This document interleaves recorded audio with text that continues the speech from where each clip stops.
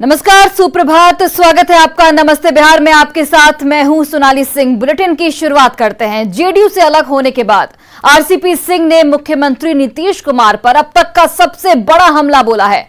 RCP Singh ने कहा कि 2017 में नीतीश कुमार ने डाह के डर के कारण उनको मंत्री नहीं बनने दिया। रिपोर्ट देखिए।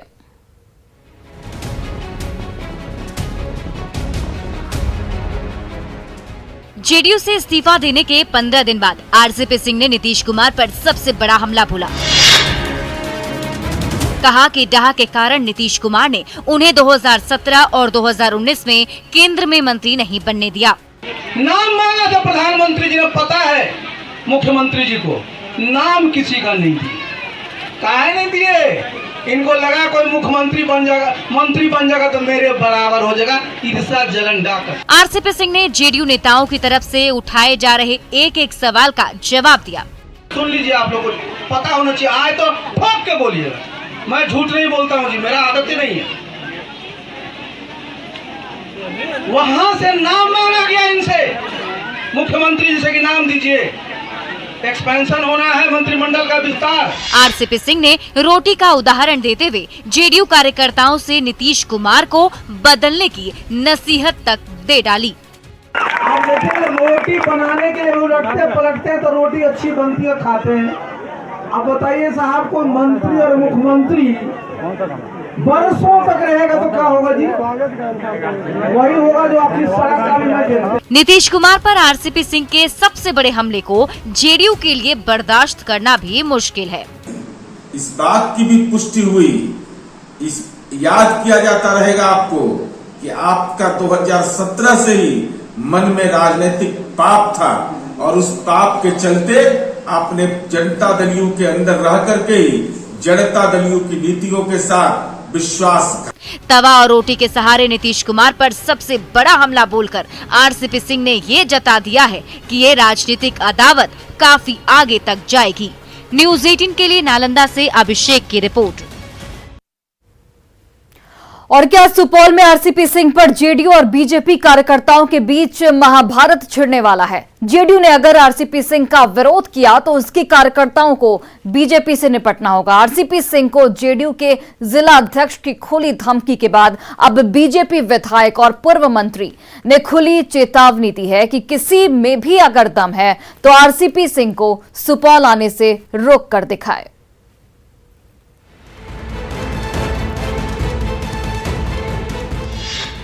क्या सुपौल में आरसीपी पर महासंग्राम होगा?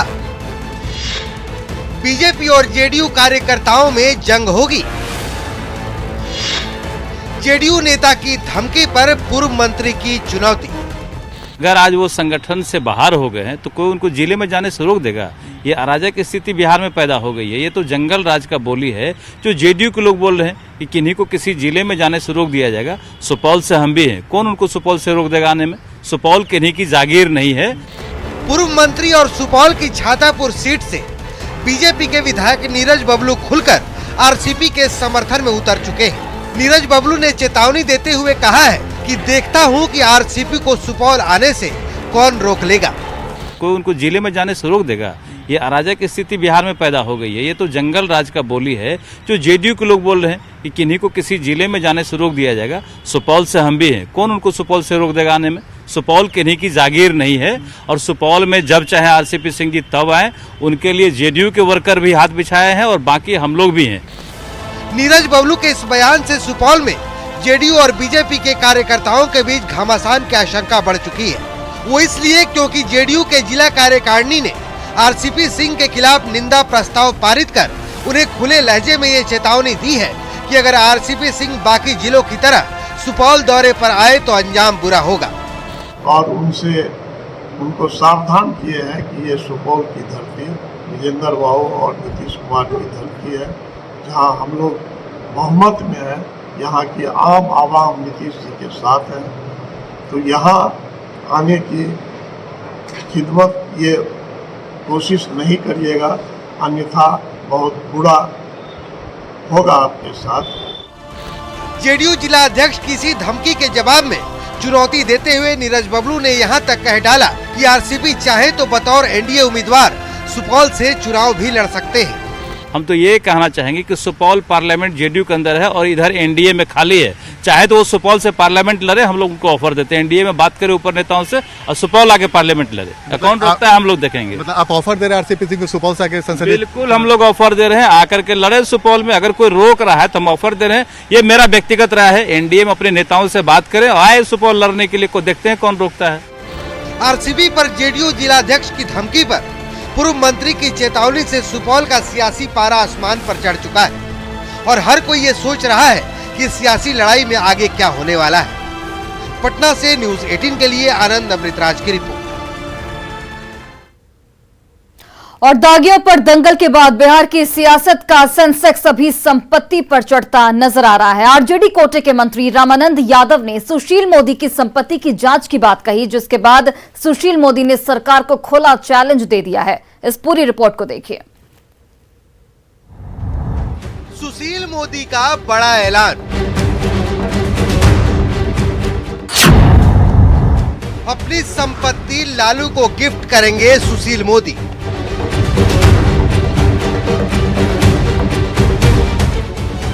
सुशील मोदी को ये बड़ा ऐलान क्यों करना पड़ा?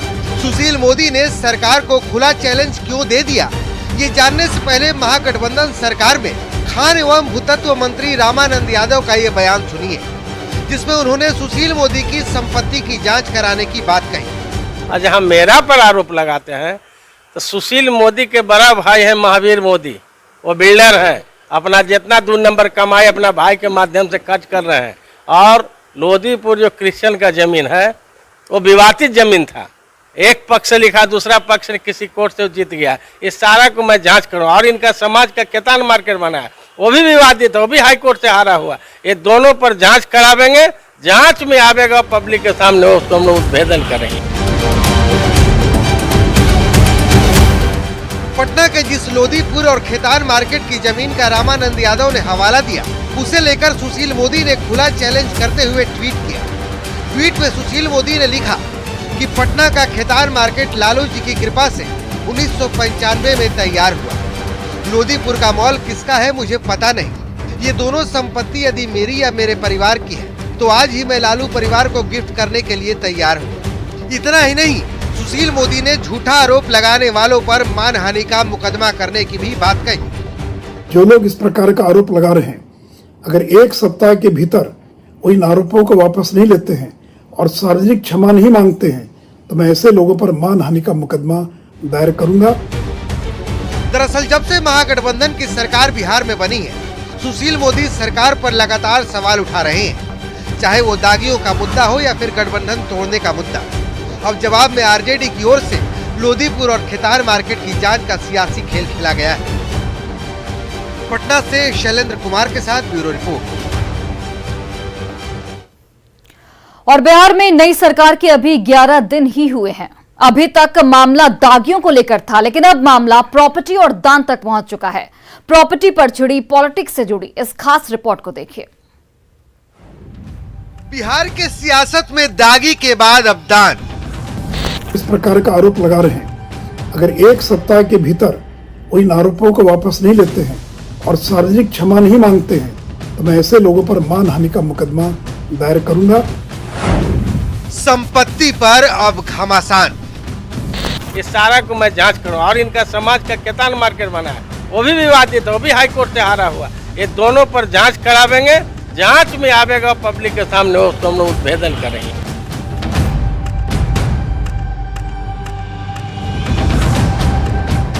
पटना की इन्हीं 2 प्रॉपर्टी पर सियासत में संग्राम छिड़ा हुआ है।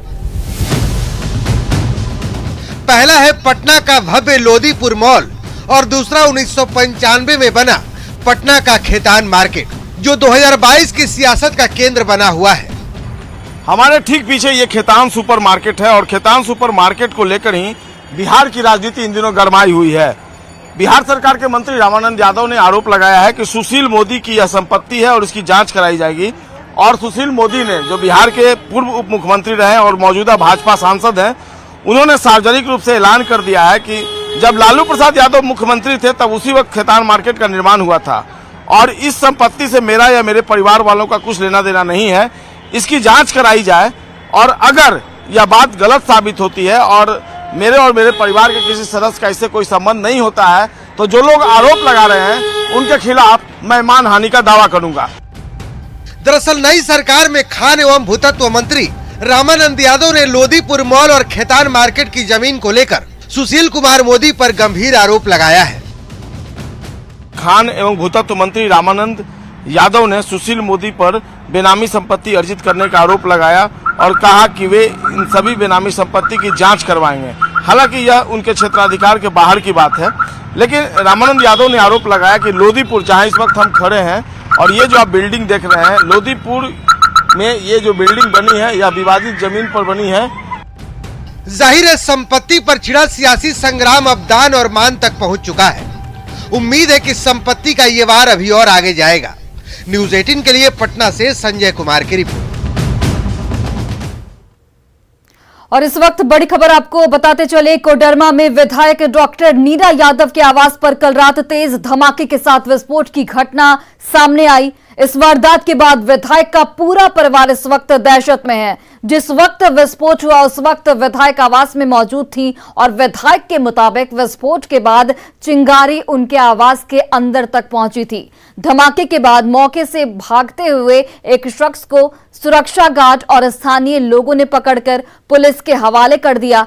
घटना की जानकारी मिलने के बाद एसडीपीओ मौके पर पहुंचे और पूरे घटनाक्रम की जानकारी ली गई। वहीं एसपी ने अपने ट्विटर हैंडल से इस धमाके को पटाखे का विस्फोट बताते हुए आरोपी के मानसिक रूप से विक्षिप्त होने की बात कही है। इधर विधायक नीरा यादव ने सुरक्षा में लापरवाही का आरोप लगाते हुए सरकार पर सीधे तौर पर निशाना साधा है। उनके मुताबिक आरोपी ने एक दिन पहले तलवार लेकर उनके आवास में घुसने की कोशिश की थी। उन्होंने बड़ी साजिश का इशारा करते हुए पूरे मामले की जांच की मांग की है। वहीं एसडीपीओ ने मामले की जांच जारी रहने की बात कही है। हमें लगता है कि उसे शराब पिला करके भेजा जाता है और इस साजिश का पता चलना चाहिए कि आखिर साजिशकर्ता कौन है। एसपी साहब का ट्वीट किया गया है, उनके आईडी से लिखा गया है कि वो व्यक्ति उसका नाम के साथ में वो विक्षिप्त है और वो छोटा सा पटाखा फोड़ा है। तो हमें बड़ा अफसोस हो रहा है कि इस तरह का एसपी साहब के आईडी से ये बयान आना कहीं ना कहीं दुर्भाग्य है। आवाज होने की सूचना थाना प्रभारी को मिली थी। थाना प्रभारी घटनास्थल पर तुरंत आए और तुरंत पूरी कार्रवाई करते हुए ये सुनंदन यादव नामक आदमी को पकड़े जो नशे की हालत में था। इसका मेडिकल जांच करवाया गया, उससे पूछताछ किया गया तो बताया कि हम एक पटाखा छोड़े थे, उसके पैकेट से माचिस मिली है, जांच चल रही है। झारखंड के पूर्व शिक्षा मंत्री सह कोडरमा विधायक के आवास पर तेज धमाके के बाद पूरा परिवार दहशत में है। हालांकि अभियुक्त को पुलिस ने अपने गिरफ्त में ले लिया है और उसकी मेडिकल जांच कराई जा रही है। वहीं कोडरमा पुलिस कप्तान ने कहा है कि जो अभियुक्त इस पूरे कारनामे को अंजाम दिया है वह मानसिक रूप से विक्षिप्त है। लेकिन कोडरमा विधायक नीरा यादव ने एसपी के इस बयान की खंडन करते हुए सवालों के घेरे में खड़ा किया है और उनका कहना है कि वह शख्स कल भी इनके आवास पर तलवार लेकर आया था। मामले में कितनी सच्चाई है और ये धमाका बम का है या पटाखे का, ये जांच के बाद ही सामने आ पाएगा। रितेश लोहानी, न्यूज़ 18, कोडरमा। और इस वक्त एक बड़ी खबर पटना से आ रही है, जहां पर 20 जिलों में बारिश को लेकर अलर्ट जारी किया गया है। पटना समेत 20 जिलों में बारिश को लेकर अलर्ट जारी किया गया है। तेज हवा के साथ बारिश होने की आशंका जाहिर की जा रही है। रोहतास और कैमूर में तेज बारिश होगी, मौसम विभाग की ओर से ये जानकारी दी गई है। गंगा के जलस्तर में लगातार बढ़ोतरी भी इसकी वजह से देखी जा रही है और लोगों को यहां पर मौसम विभाग ने अलर्ट रहने की सलाह दी है। तो बड़ी जानकारी आपको बता रहे हैं, जहां पर तेज बारिश होने की आशंका जाहिर की जा रही है। बिहार के 20 जिलों में, पटना समेत अलग अलग 20 जिलों में तेज बारिश की आशंका जाहिर की गई है मौसम विभाग के अनुसार और मौसम विभाग ने अलर्ट जारी किया है। बिहार की मिथिला में एक कहावत मशहूर है, पग पग पोखरी माछ मखान। केंद्र सरकार ने मिथिला के मखाना को जियोग्राफिकल इंडिकेशन टैग दे दिया है। इससे मखाना उत्पादकों को अब उनके उत्पाद का और भी बेहतर दाम मिल पाएगा। मिथिला के मखाने अपने स्वाद, पोषक तत्व और प्राकृतिक रूप से उगाए जाने के लिए प्रख्यात हैं। भारत में 90% मखानों का उत्पादन यहीं से होता है। इससे पहले बिहार की मधुबनी पेंटिंग, कतरनी चावल, मगही पान, सिलाव खाजा, मुजफ्फरपुर की शाही लीची और भागलपुर के जर्दालू आम को जीआई टैग दिया जा चुका है। केंद्रीय मंत्री पीयूष गोयल ने ट्वीट कर इसकी खुद जानकारी दी और कहा कि जीआई टैग से पंजीकृत हुआ मिथिला मखाना किसानों को लाभ मिलेगा और उनका कमाना यानी कि उनकी आय अब आसान हो जाएगी। त्योहारी सीजन में मिथिला मखाना को जीआई टैग मिलने से बिहार के बाहर भी लोग श्रद्धा भाव से इस शुभ सामग्री का उपयोग कर पाएंगे। आपको ये भी जानकारी देते चले कि आमतौर पर उपवास में इस्तेमाल होने वाले मखाने हेल्दी फूड का एक हिस्सा रहते हैं। ये एक ऐसी फसल है जिसे पानी में उगाया जाता है। मखाने में करीब 9.7 ग्राम प्रोटीन और 14.5 ग्राम फाइबर होता है। यह कैल्शियम का बहुत अच्छा स्रोत होता है। और बेगूसराय में दो पड़ोसी दुकानदारों में खूनी संघर्ष का मामला इस वक्त सामने आया है। बताया जा रहा है कि बच्चों के मामूली विवाद में दो दुकानदार आपस में भिड़ गए। इस खूनी संघर्ष में एक पक्ष ने दूसरे पक्ष के युवक की बुरी तरह से पिटाई कर दी। इतना ही नहीं, उस पर कैंची से भी वार कर दिया गया, जिससे दुकानदार गंभीर रूप से जख्मी बताया जा रहा है। ये भी जानकारी मिल रही है कि मोहम्मद अकरम के पुत्र को मोहम्मद इब्राहिम ने गाली दी थी और इसी बात से नाराज होकर मोहम्मद अकरम अपने भाई के साथ उसके दुकान पर पहुंचा और गाली गलौज करने लगा। देखते ही देखते ये मामूली विवाद खूनी संघर्ष में तब्दील हो गया और इस दौरान आसपास के लोग तमाशबीन बने रहे। नगर थाने के टाइगर मोबाइल के जवानों के पहुंचने के बाद किसी तरह से मामले को शांत करा लिया गया। फिलहाल पुलिस दोनों ही पक्ष के लोगों को हिरासत में लेकर लगातार पूछताछ में जुटी हुई है।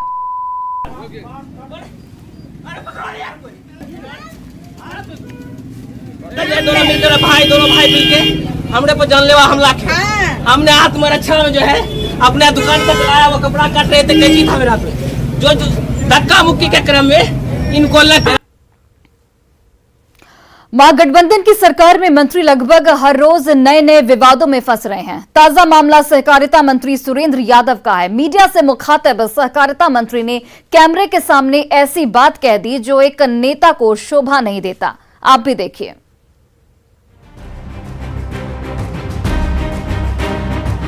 बिहार में महागठबंधन की सरकार बने अभी 10 दिन ही बीते हैं कि हर रोज नए नए विवादों का बवंडर उठ रहा है। कभी दागी तो कभी सलाहकार को लेकर बवेला मच रहा है। अब की बार मामला सरकार के सहकारिता मंत्री सुरेंद्र यादव से जुड़ा है। दरअसल सुरेंद्र यादव मंत्री बनने के बाद अपने गृह जिला गया पहुंचे थे। मीडिया के कैमरे के सामने बड़ी बड़ी बातें कर रहे थे। तभी सुरेंद्र यादव के बगल में बैठे उनके एक सलाहकार ने उनको कान में कुछ कहा, जिसके बाद खीजे सुरेंद्र यादव ने जो कुछ कहा हम आपको सुना भी नहीं सकते। मगध प्रमंडल में तो ये तो अच्छा बात रहेगा। उसमें आ रहा आपका फोटो तो समझे मंत्री सिखारा जसराज जी। सुरेंद्र यादव के इस आचरण पर लगे हाथ बीजेपी ने उन्हें नसीहत की घुट्टी भी पिला दी। बिहार सरकार के नए मंत्री सुरेंद्र प्रसाद यादव सभी तरह के अनुभवों से परिपूर्ण हैं। एक उनका पुराना दबंग इतिहास रहा है। वो ज्ञान से भी भरे हुए हैं। कभी विधायक रहते हुए वो डीएसपी की परीक्षा बीपीएससी की क्वालिफाई कर गए थे और अब मंत्री बने हैं तो कम से कम मंत्री जी को थोड़ा सा जुबान पर भी थोड़ा काबू रखना चाहिए था। दरअसल नई सरकार के कथित सलाहकार परेशानी का सबब बनते जा रहे हैं। मसलन मंत्री तेज प्रताप की सरकारी बैठक में बहनोई की मौजूदगी, डिप्टी सीएम तेजस्वी यादव के सरकारी बैठक में उनके करीबी संजय यादव की मौजूदगी और अब सुरेंद्र यादव के सलाहकार जसराज की कान फुकाई। गया से न्यूज़ 18 के लिए NL लेली की रिपोर्ट।